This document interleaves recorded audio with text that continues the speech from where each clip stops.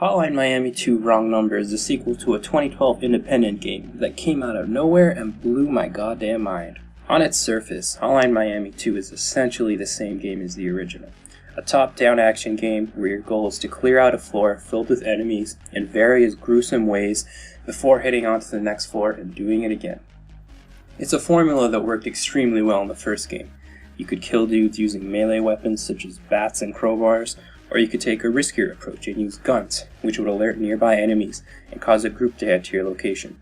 It was difficult, but I never became frustrated because I knew if my previous strategy failed, I could tackle the situation in a completely different way and possibly get better results.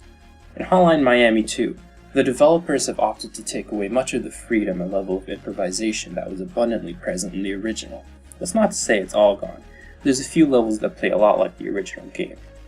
My problem is when the game forces you to complete a level with no guns, or play as characters who don't control as well as the others, or choose a weapon at the beginning of a stage with no option to pick up another one when you run out of ammo.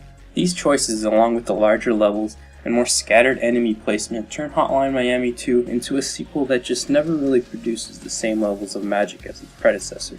It's harder, and I like that about it, but it isn't the kind of difficulty that I was looking for in a Hotline Miami game. The levels have almost been turned into puzzles that you need to solve beforehand. This doesn't allow for the same level of free-flowing gameplay that I loved about the original. There's a specific way to complete these areas, and you better get fucking good or get fucking lucky. You know, I was originally going to title this video, Why Hotline Miami is Better Than Hotline Miami 2, but then I realized something. Not only would that be some clickbaity bullshit, but it also isn't true. I can completely understand why someone would love this game and even prefer it to the original. It's an entirely different thing. It's like pizza. If someone prefers deluxe to classic pepperoni, I may secretly hate you for it, but I can see why you would.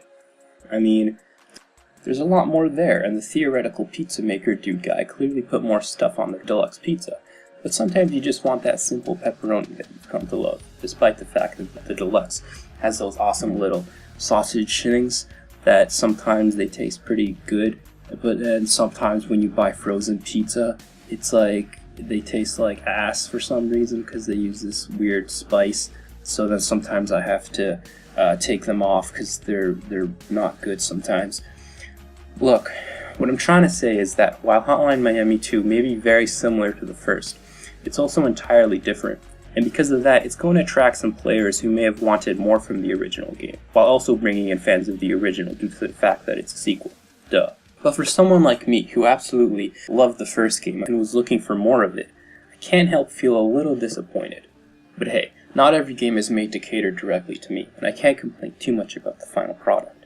At its core, it's still a brutal, fast-paced, synth-heavy nightmare that's just fun to experience.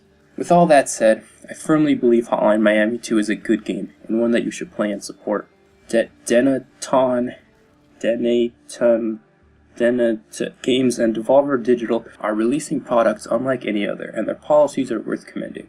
Thank you guys for what you do, and thank you for watching. Hey guys, just a reminder to leave this channel immediately and go subscribe to literally anyone else, and also tweet me disgusting pictures that I can masturbate to. Alright, bye.